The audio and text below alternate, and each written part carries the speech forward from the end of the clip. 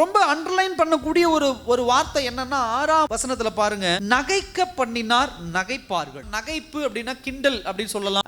சிரிக்கிறாங்கிறது வேற, நகைக்கிறதுங்கிறது வேற. சிரிப்புங்கிற ஒரு விஷயமும் நகைப்புங்கிற ஒரு விஷயமும் ரெண்டு வித்தியாசப்படுகிறது. சில விஷயங்களை, நம்மளுடைய குறைகள், நம்முடைய பலவீனங்களை இந்த உலக மனிதர்கள் கேட்கும்போது சிரிக்கிறதை காட்டிலும் நகைப்பு தான் நம்ம சொல்ல முடியும். நகைப்பவர்கள் நகைத்து கொண்டு இருந்தாலும் உங்களுக்கும் எனக்கும் இந்த சிரிப்பு அப்படிங்கிற அந்த சந்தோஷத்துக்கு ரொம்ப வெகு தொலைவு உண்டு. சாராளுக்கு ஆண்டவர் உனக்கு ஒரு குழந்தை பிறக்க போகிறதுன்னு சொன்ன உடனே சாராளுக்கு சிரிப்பு வரல. சிரிப்புங்கிறது என்னன்னா சந்தோஷத்துல வருது, உண்மையா வருது. அப்ப சாராள் போய் ஒளிந்து கொண்டு என்ன பண்ணாங்க? அந்த அம்மா நகைத்தார்கள், கிண்டல் பண்ணாங்க. ஆண்டவர் என்ன பண்ணாங்க? கிண்டல் பண்ணாங்க. ஆண்டவர் சொன்னது அந்த அம்மாவுக்கு தான் சொன்னாங்க.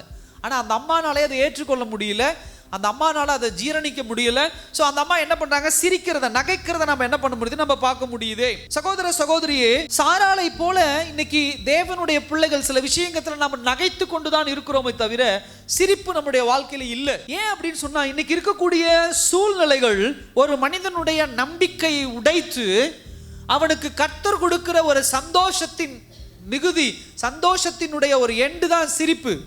அந்த சிரிப்பு இல்லாதபடி சோர்வடைந்து போய் இன்னைக்கு தேவ பிள்ளைகள் இருக்கிறத நம்ம பார்க்க முடியும். தேவனுடைய கரம் வெளிப்படும் பொழுதுதான், தேவனுடைய அற்புதம் ஒரு மனுஷனுடைய வாழ்க்கையில வெளிப்படும் பொழுதுதான் சோகமோ நகைப்போ சிரிப்பாய் மாறும். இல்லைன்னா சோகப்பட்டுட்டு தான் இருக்கணும், இல்லை நகைத்து கொண்டு தான் இருக்கணும், கிண்டல் பண்ணிக்கிட்டு தான் இருக்கணும். நம்மள நாமே கிண்டல் பண்ணிக்கலாம். சில நேரத்தில் சொல்றது உண்டு, நீங்க இது வாங்குவீங்க அப்படின்னு யாராவது சொன்னா நம்ம, நானா ஏங்க நீங்க வேற அதெல்லாம் நான் போய் வாங்குவேனா? வீடு வாங்குறத பத்திலாம் சொல்லுவாங்க. நீங்க பாருங்க, 50 லட்சம் ரூபாயில வீடு வாங்குவீங்கன்னா நம்ம உடனே என்ன பண்ணுவோம்?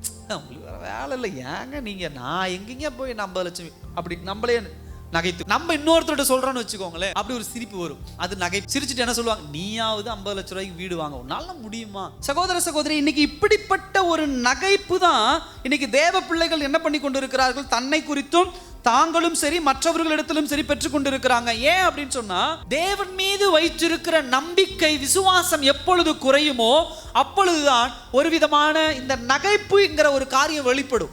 அது உங்களுக்குள்ளிருந்தும் வெளிப்படலாம், உங்களை சுற்றி உள்ளவர்களும் உங்களை பார்த்து அது செய்யலாம். சோ விசுவாச குறைபாடு தான் இது. சில நேரங்கள்ல கர்த்தர் சில காரியங்கள்ல நம்மளை தாமதிக்க வைக்கலாம்.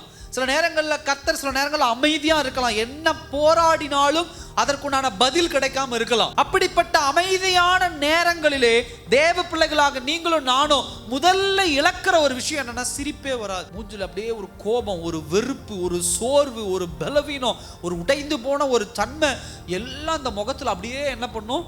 ஒரு டிவியில 500 சேனல் வர மாதிரி ஒரே முகத்துல ஒரே டைம்ல 500 சேனல் வெளிப்படும். இது எல்லாம் என்ன ஒரு காரணம் அப்படின்னு சொன்னா, தேவனுடைய வார்த்தையின் மீது நம்பிக்கை இல்லாதபடி இருக்கக்கூடிய ஒரு விஷயம் தான்.